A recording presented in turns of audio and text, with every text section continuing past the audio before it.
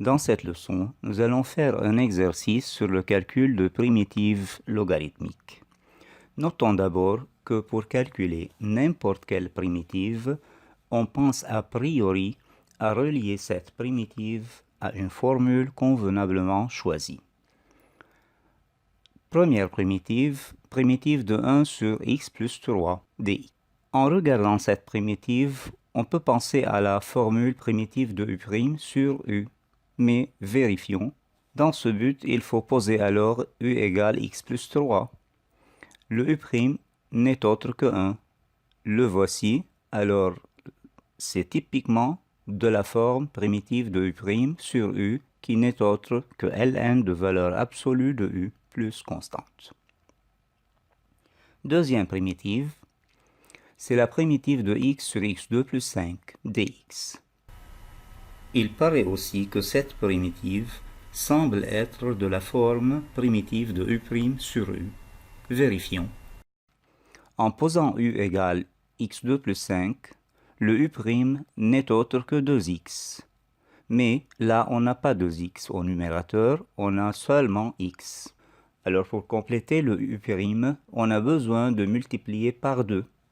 Donc on multiplie par 2 et également par 1/2 pour ne pas changer la donnée.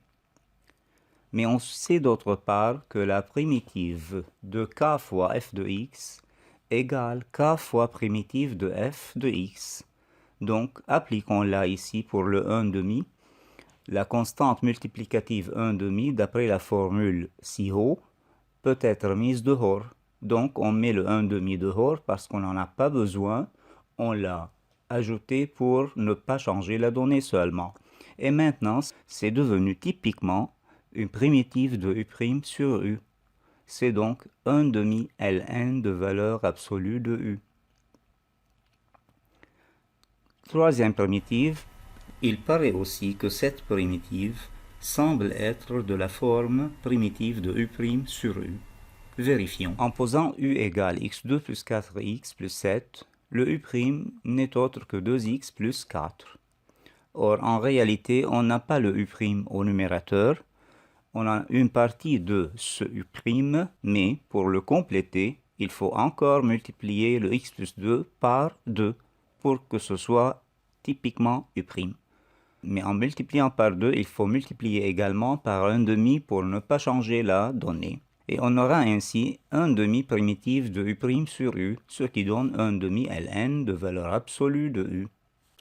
Pour la quatrième primitive, cette primitive semble être de la forme u' fois um, mais dans ce but, on pense à poser alors u égale 3 ln de x plus 1. Et dans ce cas, le u' devient 3 sur x. Mais on a 1 sur x seulement dedans, dans la primitive, donc le u' n'est pas complet. Pour le compléter, il faut multiplier par 3. Et ayant multiplié par 3, on sera contraint de multiplier par 1/3 également pour ne pas changer la donnée. Et ça devient alors 1/3 primitive de u' fois um, qui n'est autre que un plus 1 sur m plus 1.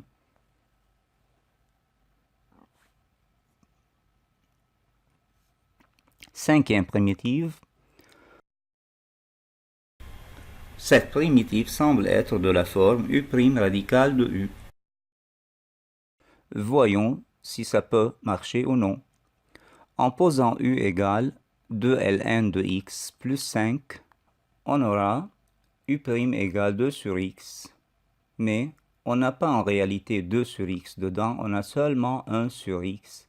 Donc on multiplie par 2 pour compléter le u' comme d'habitude et par 1/2 pour ne pas changer la donnée. On pourra mettre le 1/2 dehors parce que c'est une constante multiplicative et on n'en a pas besoin dedans. Et ayant trouvé une primitive de la prime radicale de u, ça fait alors 2/3 u radicale de u. Puis pour calculer cette intégrale, on prend alors f de e2 moins f de e moins 2.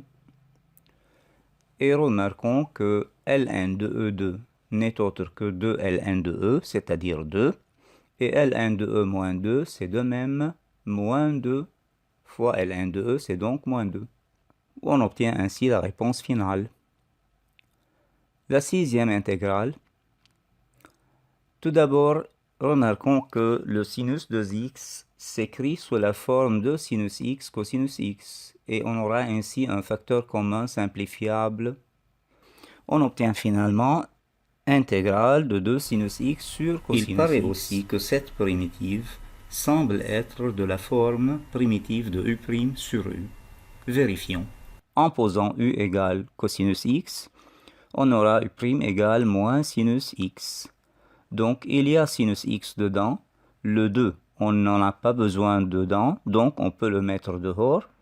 On multiplie dedans par moins 1 pour compléter le u'.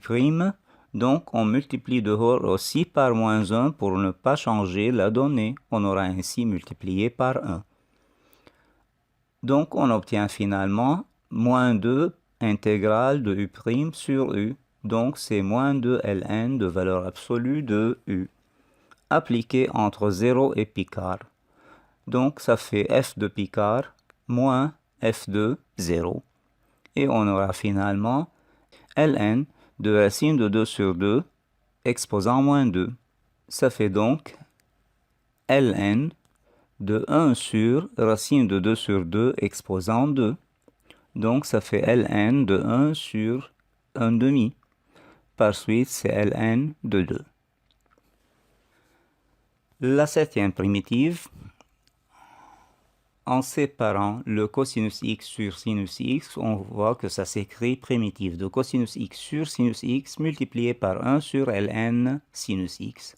En réalité, on a fait cette séparation parce qu'il paraît aussi que cette primitive semble être de la forme primitive de u' sur u, c'est-à-dire u' fois 1 sur u.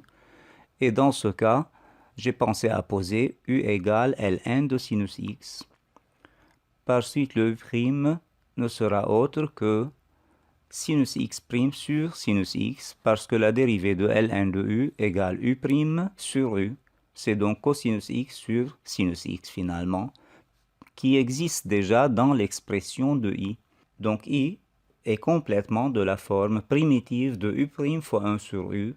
C'est donc la primitive de u' sur u de x. Alors c'est ln de valeur absolue de u. Pour la huitième primitive, la primitive de tangente 5x, ça peut s'écrire tout d'abord sinus 5x sur cosinus 5x. Il paraît aussi que cette primitive semble être de la forme primitive de u'. Dans ce but, posons u égale cosinus 5x.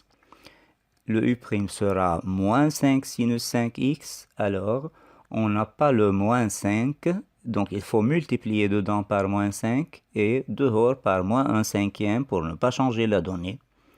On obtient ainsi moins 1 cinquième primitive de u' sur u, ce qui donne moins 1 cinquième ln de valeur absolue de u. Question 9. Il paraît aussi que cette primitive semble être de la forme primitive de u' cosinus u. Vérifions. Dans ce but, il faut poser u égale ln de x.